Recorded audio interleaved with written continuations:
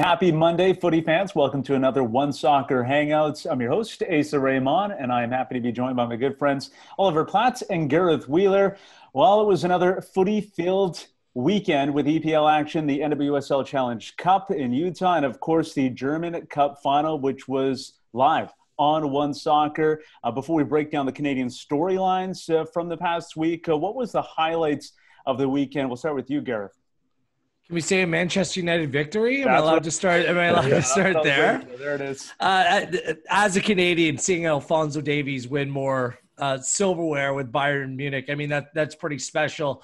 4-2 victory over Leverkusen in the DFB Pokal final. I thought Davies had another solid day at the office. I mean, he was challenged in a different way. Diaby, this right winger, if you missed it on Saturday afternoon, he has all kinds of pace.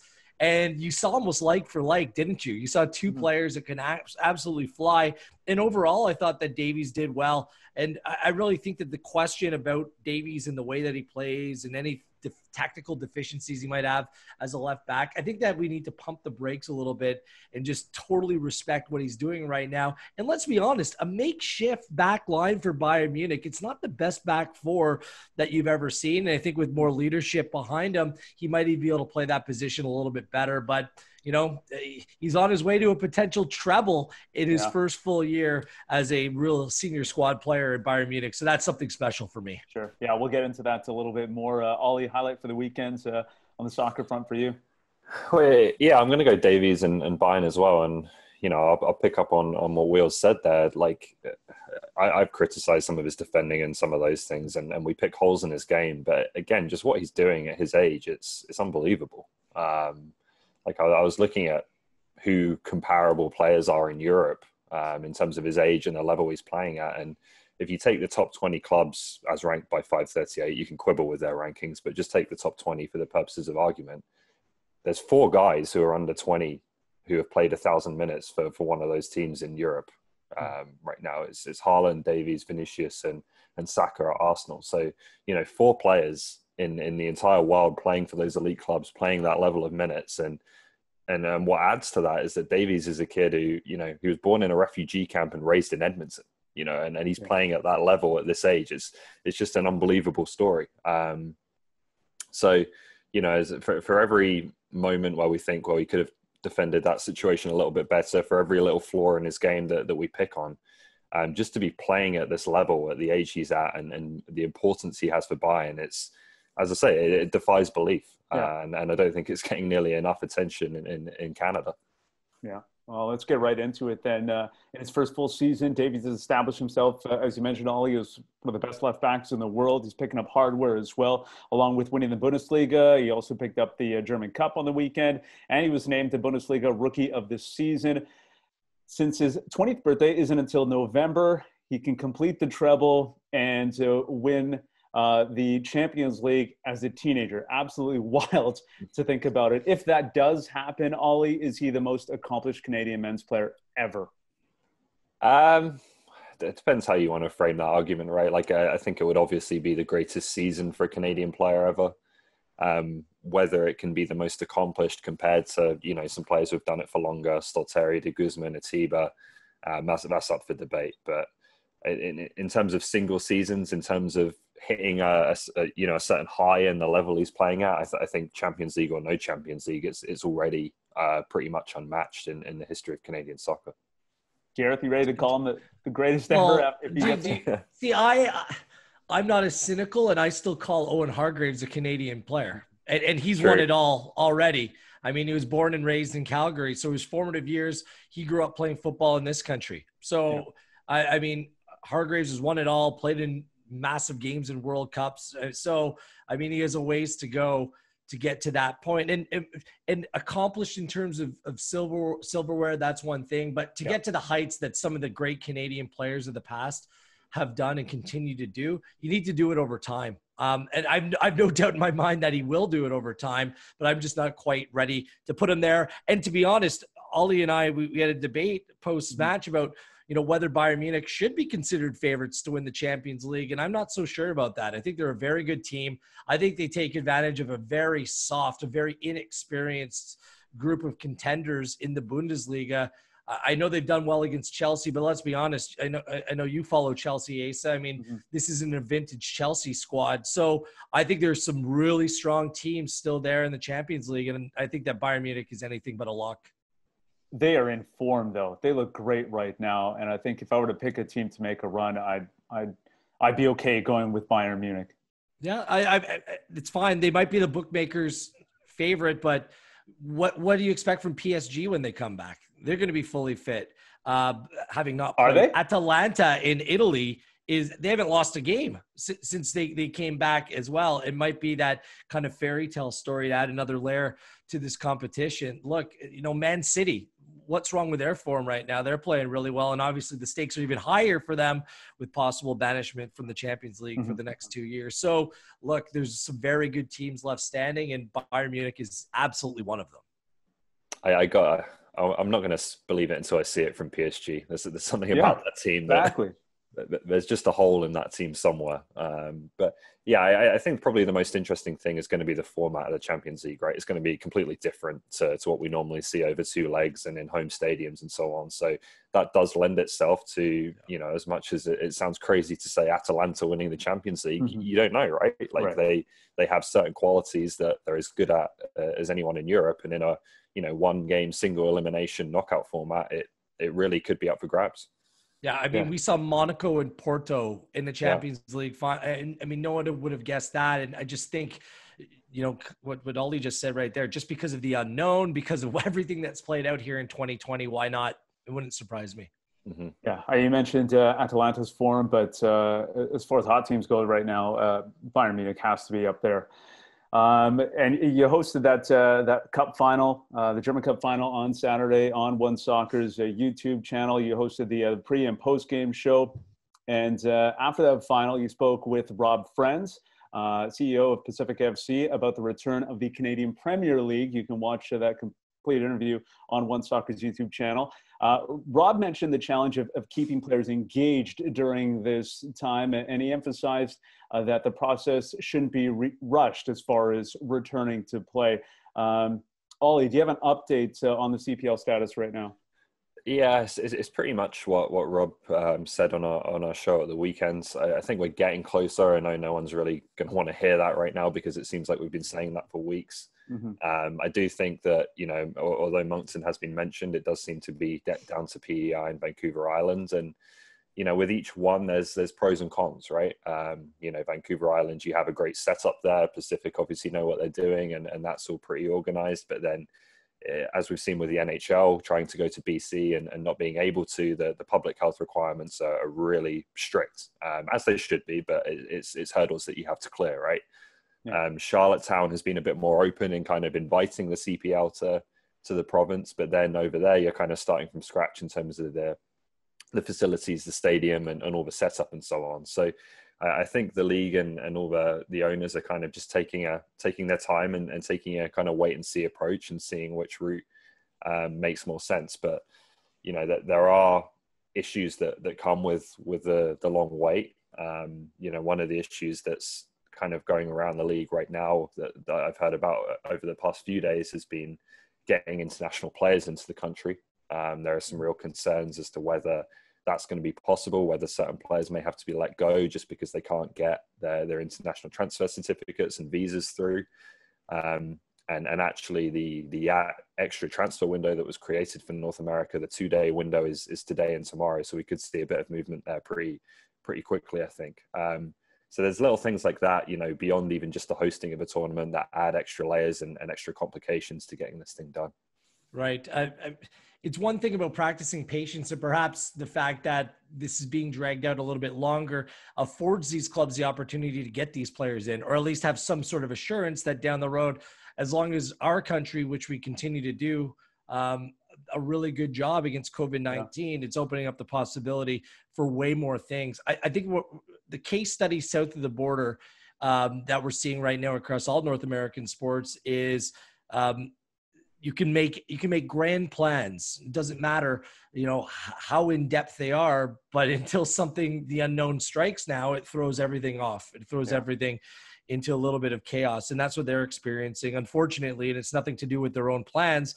It's just the fact that south of the border is a much different context than it is elsewhere in the world right now. So I think that the CPL has that as a benefit. They also have the benefit that it's an 8-team league, not like 20 plus teams that they're trying to bring tournaments to. So things can be a little bit more condensed. You can push timelines a little bit. So that makes it a little bit more realistic as well. And I might be the odd man out here, but I'm okay with waiting until all the boxes are checked and everything's properly planned through. If that means we wait another couple of weeks for an announcement, then so be it. I know that no one wants to hear it, but safety of the players and the staff and everyone involved, that obviously comes first, and you need to be able to do it in a right way so we can get back to normal as soon as we can.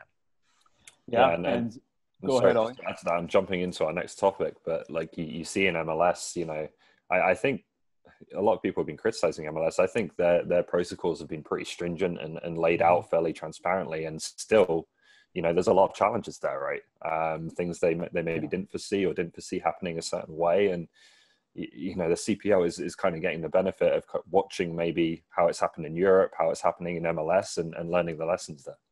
Yeah. Yes. Like you mentioned, Ollie, it was a wild weekend for a couple of Canadian teams in particular, getting ready to be part of the MLS's PAC tournament in Orlando. The Vancouver Whitecaps learned that their opening match against FC Dallas will be rescheduled after 8 Dallas players tested positive for the coronavirus. The Whitecaps also had to alter their travel plans because of inconclusive test results. Those have since come back negative, and the club is planning to travel today. Meanwhile, Toronto FC, scheduled to leave on Friday, delayed their travel plans by a day to complete COVID testing. Then the members of the TFC travel party were feeling symptoms. So now the group is going through another round of tests, and I believe just holding off travel until further notice. So a lot to digest here, guys. The tournament kicks off on Wednesday. Ollie, how will this impact their preparation for those 2 Canadian teams in particular? Well, obviously the Vancouver game's already been postponed against Dallas. I struggle to see how TFC can play on Friday now. I think the tournament will be okay. I'll say that. I think the calls to cancel it are premature, and it's, you know, it's just a case of getting through that first week or two, and maybe the quarantine in teams' home markets hasn't been good enough. You know, the issue here isn't that cases from Florida are coming into the MLS bubble. It's that teams from their home markets are bringing cases into the bubble because of, you know, some of the delays in the virus showing up on tests. And so I think once, you know, they get in the bubble and they're quarantined and we can wait out a week or two and those cases pass, then I think we'll be okay. And the tournament will be okay to go forwards. But you look at TFC now, and okay, cases are fairly low in Toronto, but there's a possibility if they travel today or travel tomorrow that players could travel with the virus and not test positive until after Friday's match. And so with that being the case, I don't know if they can play on Friday, as unlikely as it may be, given, as I said, Toronto is much better than a lot of American markets right now. So that's the complication, right? Is just getting started in a safe way. I think once they get going and you know, the initial quarantine period is ended, I think the tournament will be all right. Yeah, Gareth, I was told the ahead. plan is for Toronto FC to leave today. If they, by the way, who are these people that just sit there and follow flight maps? Like, how much time do you need on your hands to care that much about the flight plans of like?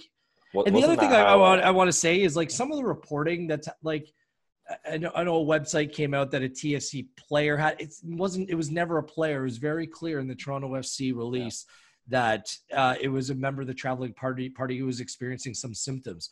And I think that this has been TFC's operational kind of mandate moving forward, is proceed with caution. That's why Greg Vanney vocalized last week that he preferred and wanted to see if MLS was cool with them staying in home ground where they feel safe, he trusts his players, everyone's healthy, everyone's been doing a good job, rather than going into a bubble where you simply don't know what the other teams may or may not be doing or bringing in, and that sort of thing. So I think Toronto FC will be fine. Ollie, what I think we're seeing is that there's targets, but they're moving targets for all the planning details right now. Mm-hmm. And the clubs and the league, they're going to have to be able to bend a little bit to make this work. I'm fully supportive of a tournament happening. I absolutely am, but there needs to be ways that you can make exceptions, common sense exceptions for certain teams in certain situations. And for Toronto FC, this is one of them. If all the tests that were done, and I told the latest tests were done yesterday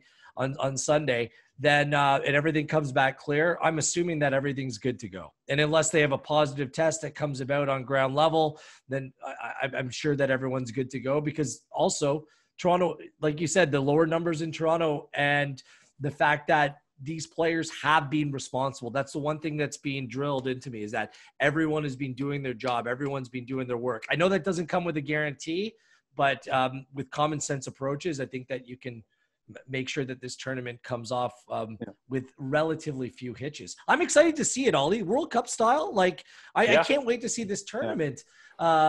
We just need, I think you're right. Like, no coach was under any illusion that no teams were, or there wasn't going to be any positive tests in the bubble, but it's just about limiting it, right?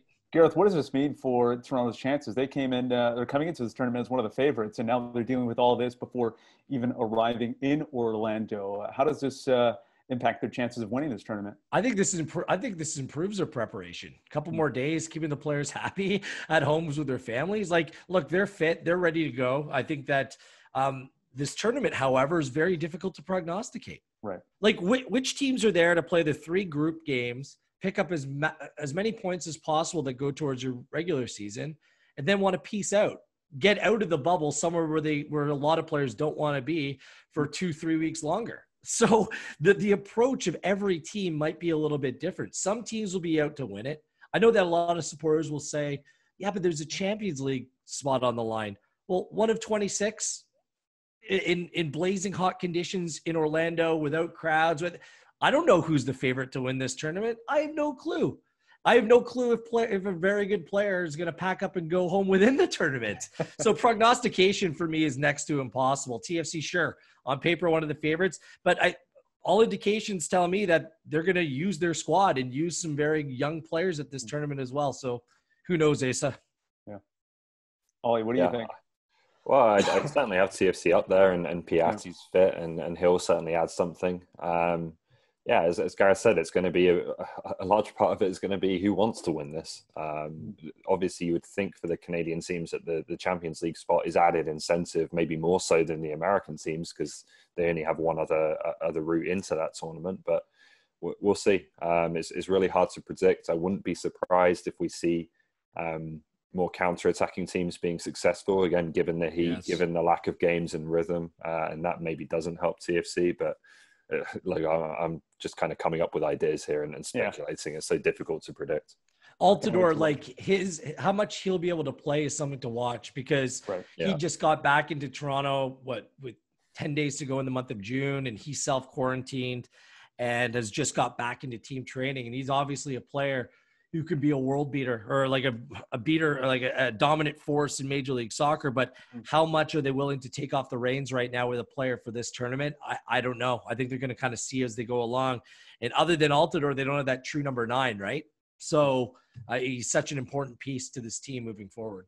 Yeah, we'll be keeping a close eye on the Canadians involved in that tournament as well. And that leads us to Canadian development right now. Friend of the show, JJ Adams, a recent article calls Canada a wild west of scouting for overseas teams, hunting for precious treasures such as Alphonso Davies or Jonathan David. Well, Canada is regarded as a mostly untapped market with a new pro league that is also getting more international attention. So Gareth, after reading this article, why is it taking so long for Canada to get noticed? How long do you have here? I don't think that it was Canada not getting noticed. I mean, over the course of I consider myself part of the lost generation of Canadian soccer, where the facilities weren't good enough, the investment wasn't good enough, the politics behind the game would hold players back.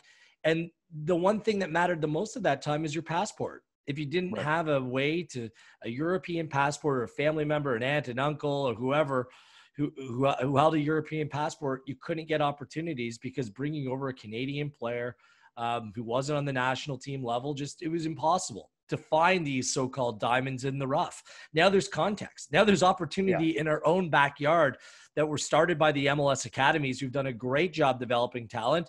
And now the CPL is picking up, along with professionally run kind of academy teams or development teams that are popping up across the country and are operating in a very professional way. So it's a logical step. I love how he brought up that it was, this is a first world nation where you don't have to deal with a lot of issues that you might have to deal with in other countries. So, I mean, Canada's ripe for the picking. That's why you see Atletico Madrid coming up here to be part of the Canadian Premier League. And I think that other big clubs will follow suit. Like, gone are the days where it's like, sign up for, big club, Manchester United or Real Madrid soccer camp.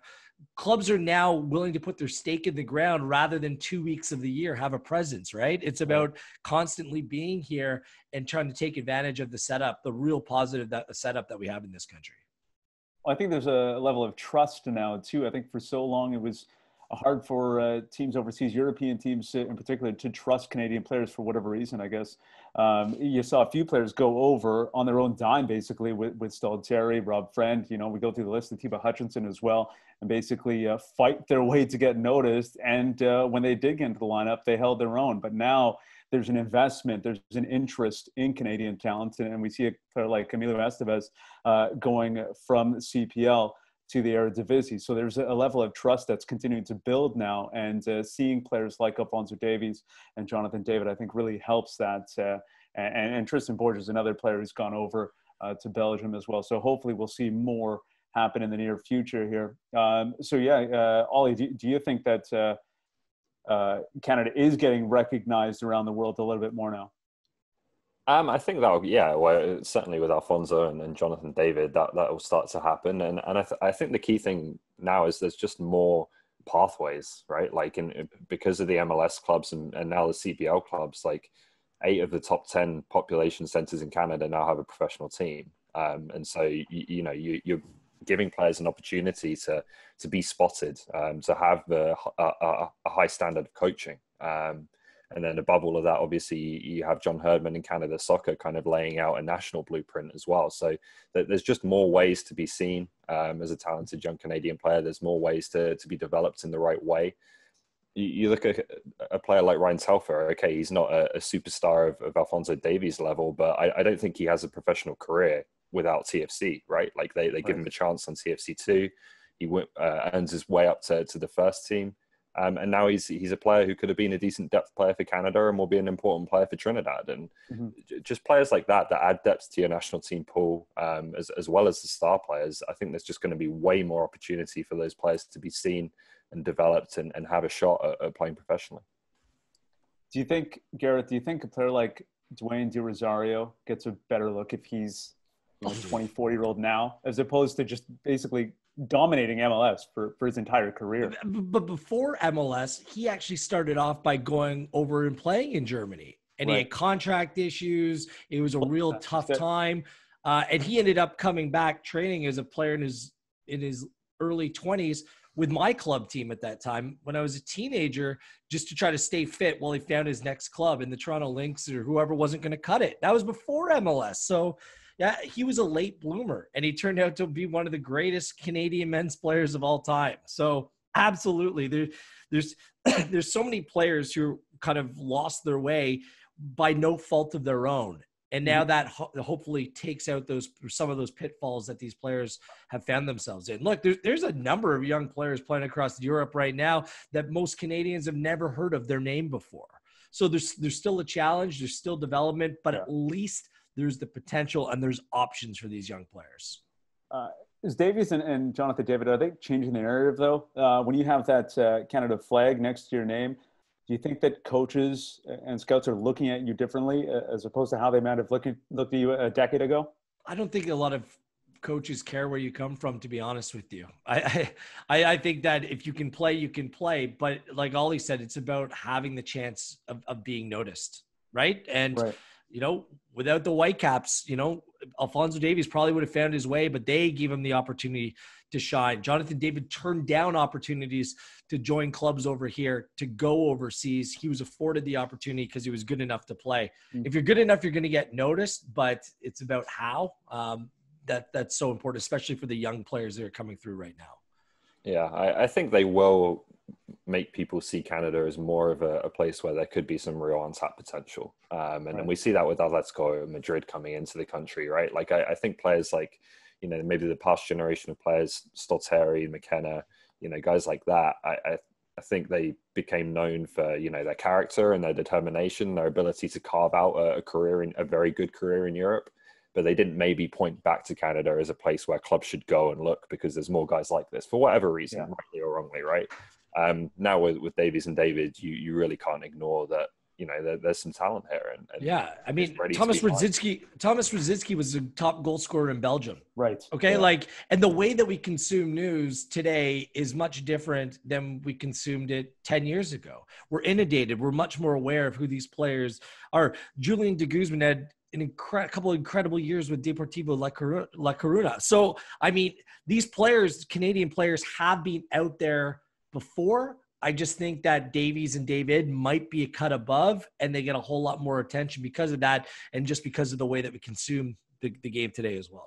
Yeah. One player that we didn't really get into there, and one of the greatest Canadians of all time, Atiba Hutchinson. Yeah. He's sticking around with Besiktas for another year. A great career that he's carved out for himself at 37 years of age now.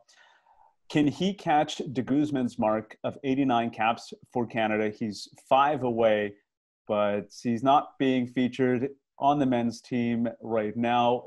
Does the team need his leadership, Ollie? Is there a way that Herbin can get him into the squad? I certainly think they should try. It's going to be up to Atiba, right? Whether he wants to continue to have that kind of travel in his schedule or use the international windows to rest. We've been saying, it feels like we've been saying for like 3 or 4 years now, could be Atiba's last year at Besiktas. We don't know if he's going to be around for the next World Cup cycle, so we should build around younger players. The guy's an unbelievable athlete and just keeps going and doesn't show any sign of really declining. So play him, get him in the squad. We don't have enough depth and enough quality to say no to a player of the quality of Atiba Hutchinson. So for me, there's absolutely a role, whether it's in midfield or maybe even at centre back, given the shortages there. I don't know. We'd have to wait and see. But you get him in and you find a way to use him because he's good enough. Yeah. 100%. He played 26 games, oftentimes wearing the captain's armband this season for Besiktas. 4 goals, 6 assists as well. And one of the main reasons why he wasn't in the Canadian camp during the fall is he was dealing with a few injuries at that time, which kind of set him back. And Herdman wanted players at that time who were ready and fit and able to play. He is still very well regarded within the Canadian men's national team, within the staff, and amongst the players. Like a lot of the players, when we were speaking with Junior Hoylett, last month, he was like, Atiba, greatest Canadian player of all time. He's from Brampton. I mean, the connections are there, and he is a connection with the younger Canadian players. And what better player to be able to turn to, even if he doesn't start a game? You need to see out a difficult final half an hour of a match. You bring Atiba in just to settle things down. I'm all about going young and what some of these young players have to offer, but this is going to be make or break this World Cup qualifying. The games are going to come fast and furious, and you're going to need some experience and some guile to see through games. And for me, Atiba, if he's willing, which I think he is, it's an absolute no-brainer to have him in the squad. Yeah, I agree with you guys 100%. That leads us to qualifying for Canada, the pre-pandemic plan for Canada to qualify for the 2022 World Cup was to finish in the top 6 of the CONCACAF rankings, go through the hex. But with matches in March, June, and September scrapped, FIFA confirmed that there will be a new format for CONCACAF teams to qualify for the upcoming World Cup.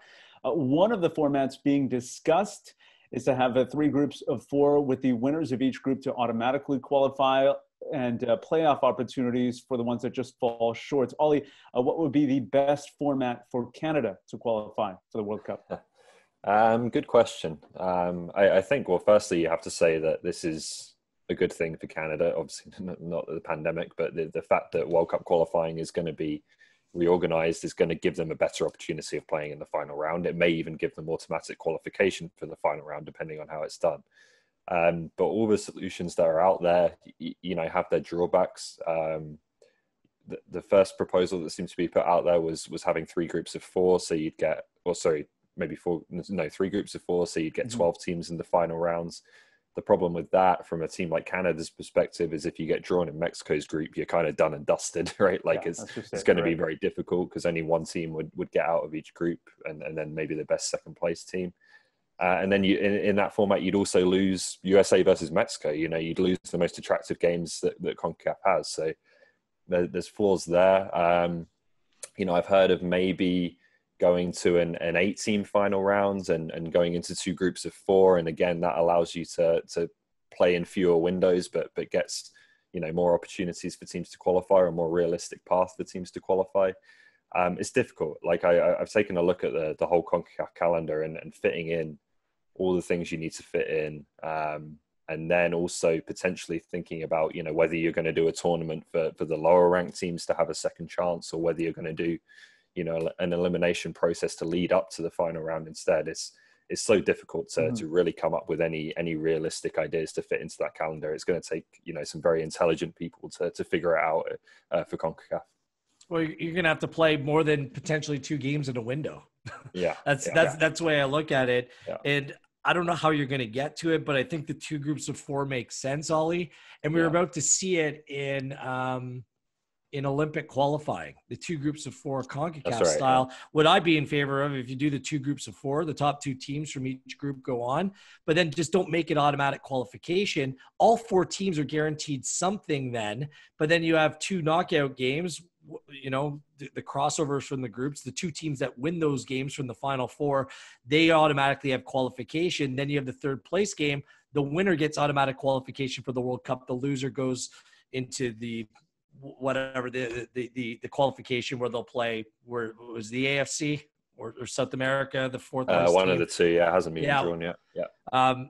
That's kind of how I do it. You can almost even have 2 groups of 5 if you want. How you get down to those 10 teams, I'm not sure if there's a fair or equitable way, but really there's only about 10 or 11 teams that are probably worthwhile to be in a World Cup qualification kind of process like this. Like that can realistically qualify for the World Cup. Probably goes down to about Panama. Does it go any further than Panama?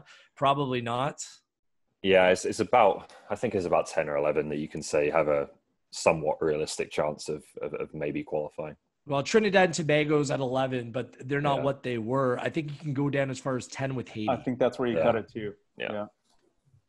It's tough. You have to get everyone to agree to it, though, right? Is the problem. And you have a lot of smaller nations that don't really have any realistic chance of going to a World Cup, but they want to have the shot. They want to play the games and have a fair pathway like anyone else. So it's difficult.